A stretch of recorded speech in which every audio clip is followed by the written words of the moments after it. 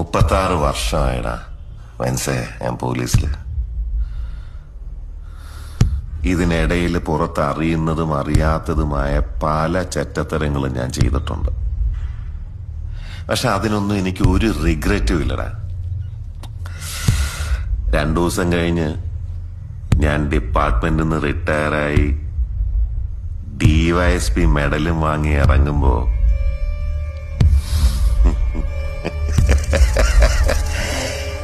George sir പഴയ George sir തന്നെയാണ്.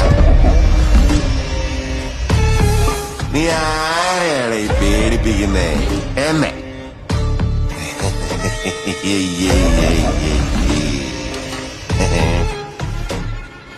നിന്നെ കാണാൻ ജോർജ് സാർ ഇവിടെ വന്നിട്ടുണ്ട്.